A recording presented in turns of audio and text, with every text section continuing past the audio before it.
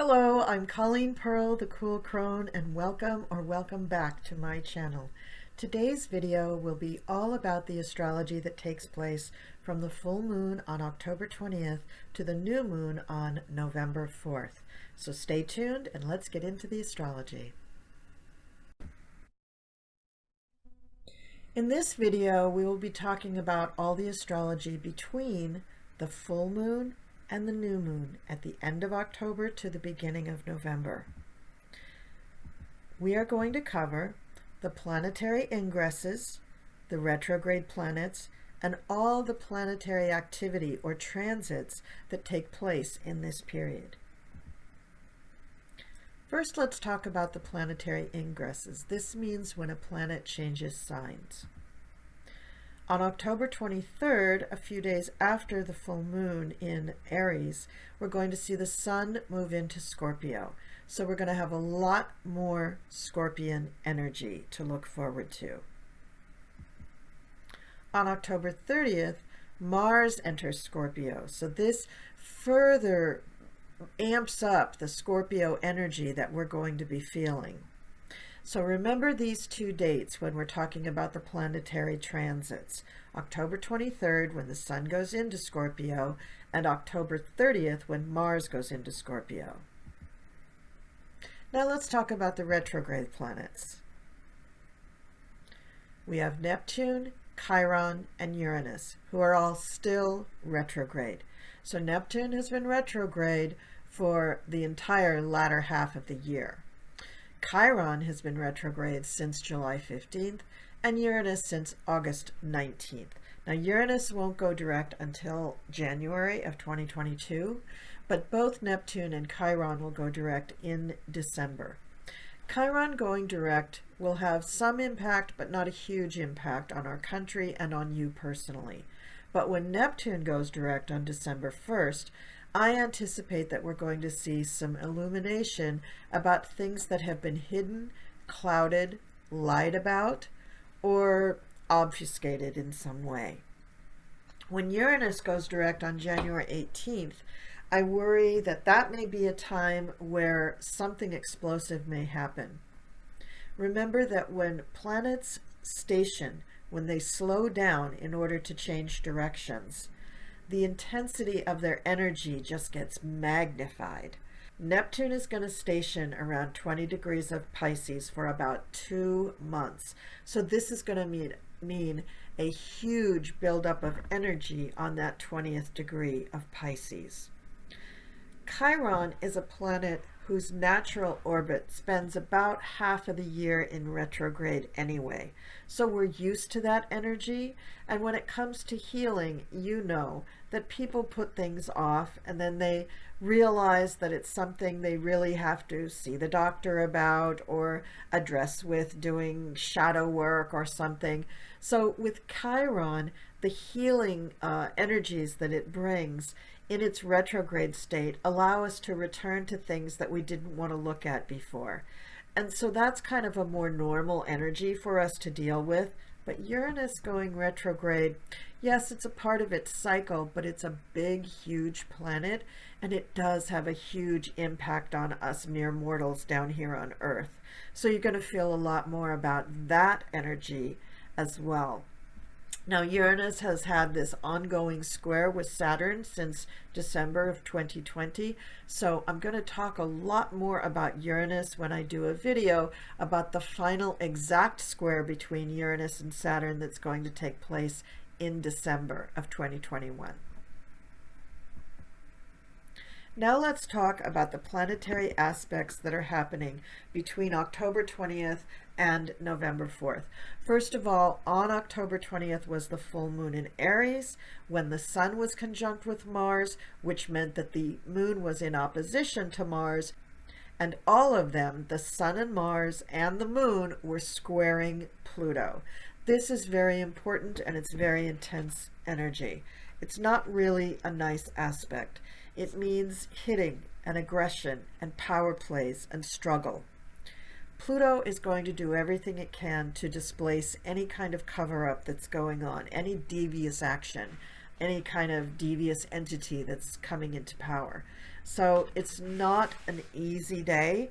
Please watch my full moon video to get more information about this full moon in Aries, because the astrology during that full moon is very intense.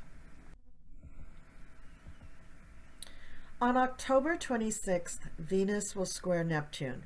This is a difficult aspect. Even though Venus is a benefic, the square is exact and Neptune is powerful. Remember, it's in its retrograde at about 20 degrees of Pisces, and it's strong right now. So I would warn you to boost your self-esteem in any way that you can prior to October 26th. Neptune squaring Venus will cultivate feelings of worthlessness, of victimhood. So you want to be sure that you're built up, that you feel really good before you get hit with this square, which probably will last a few days. Neptune is the planet that can override your reality with falsehoods. So you want to be careful with the people that you're keeping company with.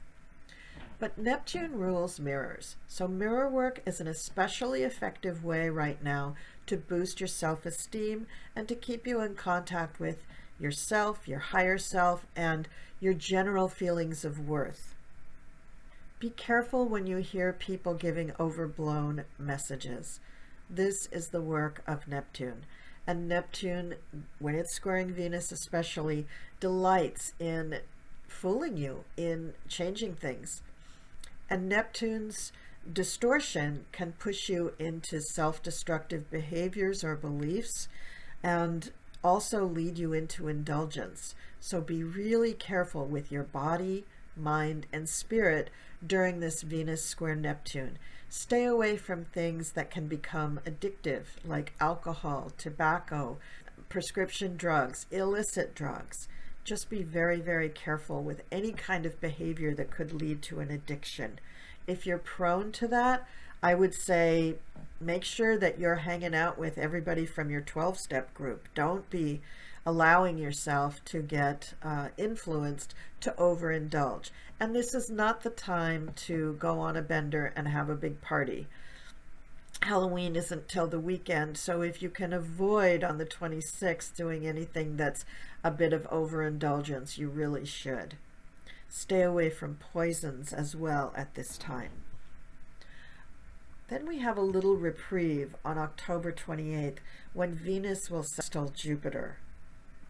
This is a delightful aspect that is favorable for financial transactions, for long-distance travel, for exploring new things to learn about, new cultures, new topics. It's just a really nice time. You will feel wonderful and beautiful. You will feel very social, and social activities are favored in general. But remember, it's coming on the heels of this Venus square Neptune, and as I'm going to tell you in a moment, there's another aspect that's not very pleasant following on the heels of this. So if you are planning anything, especially a financial transaction that needs to take place during this period, do it on October 28th. Then on the 29th, we have the Sun squaring Saturn. This is difficult. There will be delays and challenges to the projects that you're trying to get done. There will be strain with authorities. Authorities may try to belittle you, to put you down, to make you feel like you're not as good at your job as you really are. You're going to be tested now, so try to dig deep. Don't give up. Don't give in to these feelings of inadequacy, and just keep your nose to the grindstone. You have to be your own advocate and cheerleader here, but don't go up against the big authorities. You won't win. It's the day for the big authorities to win. So there's going to be pressure to conform. It's going to be a difficult couple of days, but just know that and just keep your head down and carry on. Don't cut corners right now. Do the best that you can do in whatever job you're doing, because later on, if you have cut corners or if you did slough off because your boss made you feel bad about what you were doing, you will live to regret it. And lastly, about Sun square Saturn, don't allow yourself to wallow in self-pity. This will not serve you now or later on. The next transit is on November 1st. Mercury will trine Jupiter. This is a wonderful little transit to follow up that Sun square Saturn because it gives you a desire and an ability to quickly organize things and get on top of things such as your office or cleaning things out, and also to plan a little trip, a little reward for yourself. You can sign and negotiate contracts now and engage in any kind of business dealing with a little bit of luck on your shoulder. So this is happy and optimistic, and your instincts will be good, and you will be thinking positive thoughts. So make the most of this transit. The next day, we have Mercury squaring Pluto. Now, this is where people get into thinking really deep thoughts, maybe even start going down the rabbit hole on the internet about conspiracy theories. So don't take this too seriously when you hear somebody talking about these really Plutonian type things. Just don't take it too seriously. It won't last too long. Mercury is moving quickly, and you will be struck by how profound your own beliefs become during this quick transit.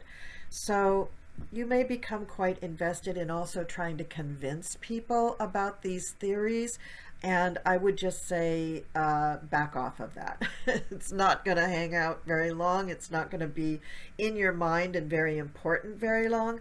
So it could complicate your life and relationships. So better to just keep these things to yourself, or don't take it too seriously. Just move on.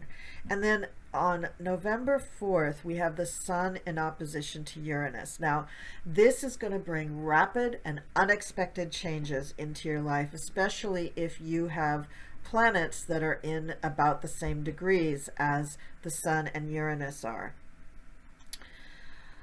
This could put you on edge. This could make you very nervous if you're prone to that kind of thing. Ask questions and try to understand what is really going on.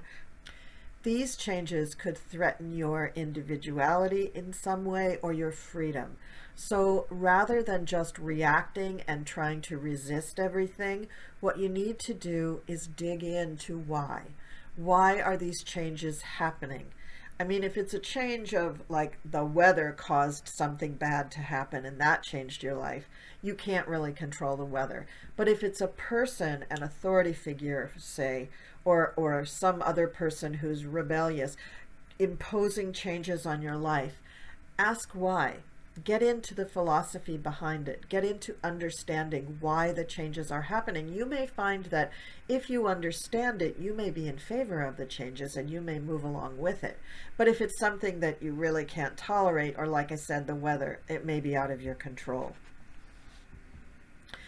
Also on the 4th, we have the new moon in Scorpio. So this is going to be a really exciting moon. Typically, this lunation is really good for making transformations, for doing shadow work, for getting into self-mastery and empowerment. So I'll be doing a video all about that. And I'll just leave you with this. The lesson of Scorpio is a continuation of Libra.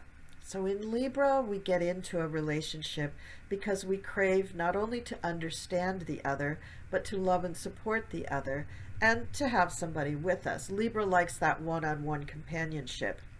Scorpio continues this in that you want to merge with another without losing oneself. So you want to commit wholeheartedly to the relationship without losing your individuality.